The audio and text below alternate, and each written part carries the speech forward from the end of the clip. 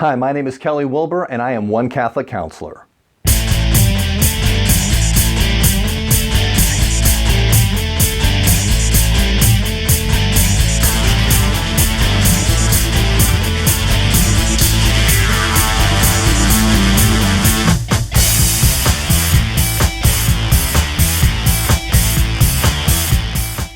The ancient Greek philosopher Aristotle claimed that in order to understand an object, you need to know four things about it. These four things are often called the four causes. First is the material cause. What is the object made of? Second is the efficient cause. What brought the object about? Third is the formal cause. How do we recognize the object? And fourth is the final cause. What is the purpose of the object? Using the example of a sailboat, you can see how these questions are intuitive. The material cause of a sailboat, what it is made of, is perhaps wood. The efficient cause of a sailboat, what brought the object about, is a shipbuilder. The formal cause of a sailboat, how we can recognize it, is its configuration of hull, rudder, sail, etc. And the final cause of a sailboat, its purpose is to sail on water. In the modern era, science has taken over ownership of the first two causes. With material and efficient causes, scientists have had great success in using the scientific method to reveal the fundamental parts of objects and demonstrate how objects transform from one configuration into another. And philosophers in the postmodern era have sought to dismantle the formal cause by proposing that human beings subjectively impose their own structure on reality. This is a premise I think was easily rebutted by realist philosophers like Etienne Gilson, and I'll address their thoughts in a future video. It's the final cause, the purpose of an object, that I want to address in this video. And to do that, why not start with the biggest object that there is, to explore the purpose of the entire universe. Here is my vehicle for getting into this discussion. Does the following question have an answer? Why is there something rather than nothing? Now, before we get too far, let me clear up several misunderstandings that almost always cause confusion here. First, I am not asking for an answer to why is there something rather than nothing. I am merely asking if it has an answer. Secondly, I am not asking if we can even know the answer to why is there something rather than nothing. Once again, I am merely asking if it has an answer, whether we can know it or not. And third, I am not asking about the question, how is there something rather than nothing? This how question is different than the why question. And since this misunderstanding of how and why is so common, I'll spend a little time on it here. How and why are often confused. A how question seeks a cause for what brought about some change. And if this seems familiar, it's because I just talked about this particular cause. This is the efficient cause. For instance, the shipbuilder who caused a sailboat to come into being. The answer to every how question is ultimately a what. One object that caused a second object to exist in its current state. And like I said, this falls under the purview of science. A why question does not seek such a cause for what brought about a change. For instance, why is not satisfied by the efficient cause, the shipbuilder who created a sailboat. Why wants to know the purpose for the shipbuilder's actions. And that purpose is not simply a preceding condition. That would just be another efficient cause. Thus, the answer to why can never be an object. Instead, the answer to why must stand outside an object in order to explain that object's purpose.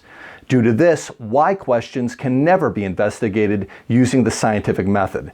This is because science relies on the experimental manipulation of objects to gain knowledge, and the answer to why stands outside the domain of objects.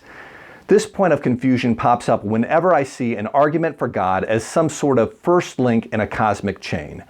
The natural response is, why is God the first link? Why can't there be another link before God? And this is a good objection, but only because the argument is flawed. A God who is merely a first link is just another temporal efficient cause. That would turn God into an ordinary object, a what that answers a how question. A more appropriate argument frames God as the reason why the entire chain exists to begin with. This why is the purpose or the final cause of the chain, not a link by which it begins. When I ask a why question, it is almost always demoted into a how question. For instance, When I ask why is it wrong to murder someone, I often get the answer that society has agreed that murder is wrong. But this merely provides a timeline for how murder became wrong. It doesn't address why consensus should be the standard for wrongness. The same goes for the utilitarian or deontological answers I get. Each philosophy provides a standard for wrongness, but each fails to answer ultimately why that standard is worthy. So with the clarification of the difference between why and how, let's get back to the original vehicle for discussion. Does the following question have an answer? Why is there something rather than nothing? Many will respond, no. These individuals claim that why is an incoherent question. They say that there is no meaning or purpose to anything, and that the existence of the universe as it stands is merely a brute fact. This argument subsequently claims that there is no why to morality because right and wrong really don't exist. Our moral feelings are merely a consequence of evolution. Therefore, our morality is just an extension of that brute fact universe. My first response is this. In our lives, do we ever accept brute fact as an explanation for anything? Wouldn't that by definition be superstition and credulity? And yet when it comes to the biggest thing, the most important thing, the existence of the universe, we're going to say that it exists out of brute fact without any purpose or meaning, without any why? Is this being consistent with the way we address all the other questions in our lives? My second response is that we certainly don't live our lives as if why is unimportant, especially when it comes to matters of morality. For instance, when we witness a horrible injustice in the world, we passionately cry out for justice. Not because injustice is some abstract barrier to social order. No, we cry out with passion because we intuitively know that injustice is really wrong, that there is a why behind it.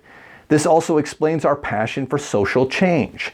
We all want the world to be a better place, but not for the sake of some abstract utilitarianism or deontology, but because better has a real meaning behind it, and on some level we know it. My third response is that the compulsion to answer why questions certainly seems to be conserved in humanity. The process of evolution tends to maintain adaptations only when they contribute to survival and reproduction. All of our appetites have natural objects to satisfy them, but what about humanity's penchant for asking, why are we here?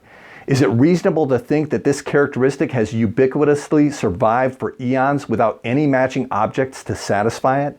So back to our vehicle. Does the following question have an answer? Why is there something rather than nothing? What if we responded with, yes, there is an answer. If we did that, we could then assign the variable x to what that answer would be.